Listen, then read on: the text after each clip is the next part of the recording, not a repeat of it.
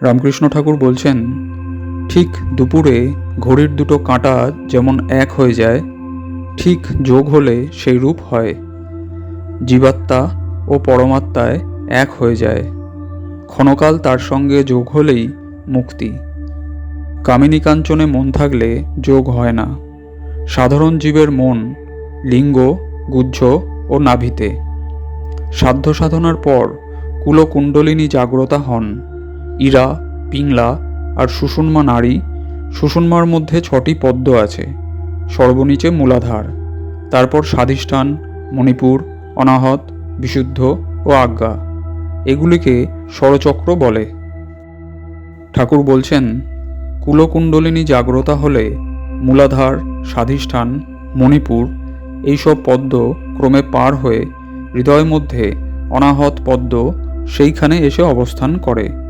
তখন লিঙ্গ, গুহ্য, নাভি থেকে মন সরে গিয়ে চৈতন্য হয় আর জ্যোতি দর্শন হয়। সাধক অবাক হয়ে জ্যোতি দেখে ষড়চক্র ভেদ হলে কুণ্ডলিনী সহস্রার পদ্মে গিয়ে মিলিত হন। কুণ্ডলিনী সেখানে গেলে সমাধি হয়। বেদমতে এসব চক্রকে ভূমি বলে। সপ্তভূমি, হৃদয়ে 4র্থ ভূমি, অনাহত পদ্ম দ্বাদশ দল, বিশুদ্ধ চক্র 5ম ভূমি। এখানে মন উঠলে কেবল ঈশ্বর কথা বলতে আর শুনতে প্রাণ ব্যাকুল হয়। এ চক্রের স্থান কণ্ঠ, ষোড়শ দল পদ্ম। যার এই চক্রে মন এসেছে তার সামনে বিষয় কথা, কামিনী কাঞ্চনের কথা হলে ভারী কষ্ট হয়। ওরূপ কথা শুনলে সে সেখান থেকে উঠে যায়। তারপর ষষ্ঠ ভূমি, আজ্ঞাচক্র দ্বিদল পদ্ম। এখানে কুলকুণ্ডলিনী এলে ঈশ্বরের রূপ দর্শন হয়, কিন্তু একটু আড়াল থাকে। যেমন লণ্ঠনের ভিতর আলো, মনে হয় আলো ছুলুম, কিন্তু কাঁচ ব্যবধান আছে বলে ছোঁয়া যায় না। তারপর সপ্তম ভূমি, সহস্রার পদ্ম। সেখানে কুণ্ডলিনী গেলে সমাধি হয়। সহস্রারে সচ্চিদানন্দ শিব আছেন। তিনি শক্তির সহিত মিলিত হন। শিব শক্তির মিলন।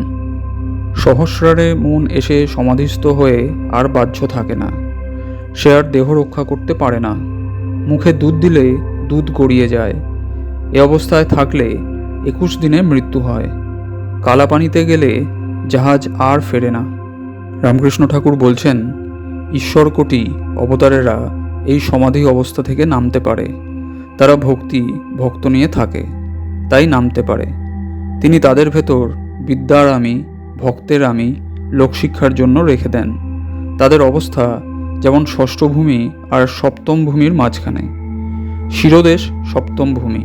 সেখানে মন গেলে সমাধি হয় ও ব্রহ্মজ্ঞানীর ব্রহ্মের প্রত্যক্ষ দর্শন হয়। কিন্তু সে অবস্থায় শরীর অধিক দিন থাকে না। সর্বদা বেহুশ, কিছু খেতে পারে না, মুখে দুধ দিলে গড়িয়ে যায়। এই ভূমিতে 21 দিনে মৃত্যু। এই ব্রহ্মজ্ঞানীর অবস্থা। সমাধি মোটামুটি 2 রকম।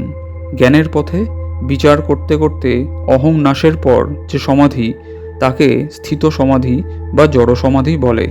একেই নির্বিকল্প সমাধিও বলা হয়। ভক্তিপথের সমাধিকে ভাব সমাধি বলে। এতে সম্ভোগের জন্য, আস্বাদনের জন্য রেখার মতো একটু অহং থাকে। আরেক আছে উন্মনা সমাধি। ছড়ানো মন হঠাৎ কুড়িয়ে আনা।